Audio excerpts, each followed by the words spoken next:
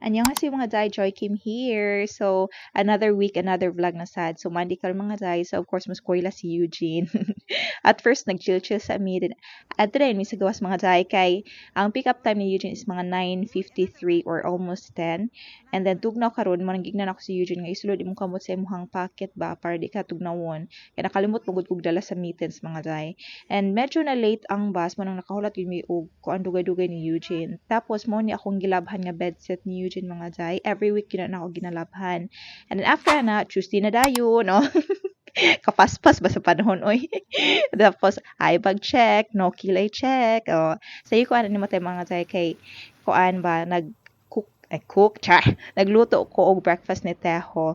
And then, after na ako gisan si Eugene sa school, sa bus stop, so niadto ko sa Lotte Mart para mopalit og gamay ra nga food mga day, like carne rat and then bread. Actually, every week gud me, or once a week me nag-grocery ni Teho. Pero, karong time mamang gud is kuan wala na makaon si Eugene and mostly among food kay mga halang mga diba so dili makaon si Eugene tapos pagkagabi gipabasa ko ni Eugene og Korean book tapos kalisod dayon ko mga day.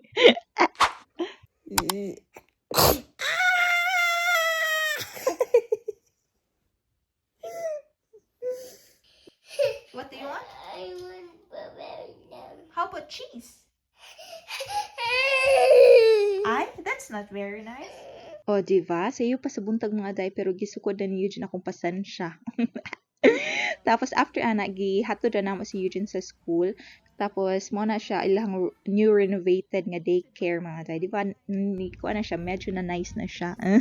And then, going mi sa Nongyop, dili mi sa E-Mart mag-grocery mga day. So, it's grocery time. But before mi mag-grocery, nangaon sa mi sa Vietnamese nga restaurant mga day.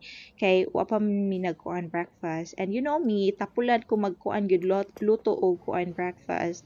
So, mo nang nangaon sa mi dito. Then, mo to, pili-pili. Ay, kauwi. And then, ganahan ako i-share o, tanaw, good, bagul mga day. Sa ato asugnod naman ni, pang barbecue ba? Tapos, na-daiso dahil sa sulod sa kuan. Nongyop ni siya nga mart. And then, mo na siya, no, tenen. Tapos, ikaw ra gyud oy mag-pack ana mga day. Usay mingon na siya nga mingon siya sa Pinas kay na ay mag-pack para sa customer. Tapos magkuan ta haul ta kada dinhi para sa ko mga kuan customers soon. Nagplan magud kog business mga day nga kuan ba pasabay business. So mo nang kuan dili ni siya to brag. Kuan siya para makakita mo sa mga groceries para makabalo mo kung sa inyong ganahan ipasabay soon if mag-start na ako sa business. But for now, nag-study pa ko. So, di pa siya kuan good. Dili pa siya nag-start good. Nag-study pa ko kung saan ako pag kuan pasabay business, you know. So, I hope you will support me soon. So, basta mo na siya mga day. And then, abot na si Eugene. Tarang! O, diba? It's Christmas. Nag-Christmas kuan sila event. Event ba tawag ana? Activity? Tapos, mo naghatag sa daycare. Nga kuan siya, lunch bag. Cute po siya. Tapos, na mga pictures diran. Another picture. May tapos, na ay Santa Claus nga naggunit og lollipop. Tapos, lipay din si Eugene mga day kina ay kuan lollipop. Kay panagsarbi taon ni siya makaon og candy gyud. Tapos karon di ay mga day is 24. So actually di gani mag-celebrate og Christmas mga day. Kung ano gani para kuan ba tambal sa kasuya kay mostly ang mga tao sa Pinas kakaon gyud lami iba mga cake may ana. So kami mag-cake sad mi diri mag kuan wine sad mi diri ba. That's not a happy birthday. Ay, di siya Christmas mga day, birthday di ay. Wow, na-inform nga birthday di ay. Sa ba?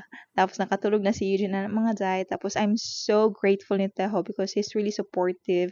Ipalitan ko niya laptop and he knows nga magamit yun ako kainin siya karon, especially nga mag-start lagi ko og pasabay business mga day. Tapos mo na si Eugene mga day, di siya ganahan mo eskwela. Pero gipilit gyud mo ni Teho mga day para na ami free time. Tapos mo na ako mga day na pula akong kuan ilong tungod kay tugnaw kaayo siya ron mga day Friday -5 o diba tugnaw gid kay siya mga day and ganahan ta si Teo nga mukaon sa kuan Hong Kong ba tong dimtom ba to dimtao nga kuan restaurant tapos ningon ko nito di na ako makaya og lakaw kay it's very cold, freezing cold gyud siya. Tapos mo nang ningon ko nito nga diha na lang ta sa siyo mo kaon. And then actually nasad mi yung mga noodles sa balay no. Lahi ra gyud kung mukaon pud sa siyo kay lahi ang mood ana lahi nga place ana good. Kamusad mga day kuan try mo kuan adto sa dagat ana kaon og noodles lahi gyud basta lahi ang surrounding lahi sad ang lasa sa noodles. Hoy tinuod gyud na kay katong akong na-experience sa hanggang nag-noodles mi pero ang lami kay ang noodles sa hanggang sa Seoul ba basta there's something good nga makuan basta oy I cannot explain it. Oy kauay gyud. Anyway, mo na siya, nag-see you, date mi ni Teho. And then, lakaw-lakaw sa, tapos, charang, nauli na si Eugene, no? Tapos, na-realize ni Eugene mga day nga, tugnaw man di ay. Tapos, ningon siya nga, kuan bye-bye playground na, muuli na siya, kay gitugnaw. And then, Saturday na, and wa mi nabuhat karon mga day kay, di ko ganahan mo ato gawas kay tugnaw, kayo siya. And then, nadawat si Eugene nga book from daycare center. So mo to nagkuan mi activity mi gamay tapos match ra kung asa nga same color sa spider ra mo activity karon. And then after nang limpyo ko o di ba ni post sa takadali nang limpyo ko mga day kay kalat kay ang balay basta na si Eugene kalat did kay ang balay akong tagana si Eugene og food kana egg ra basta morning kasagaran egg rice tapos ako amo ang leftover kagabi nga kuan chapche. And then after nagmiko ko mga day so mura na akong gibuhat karong adlaw gyud narami tanan sa balay.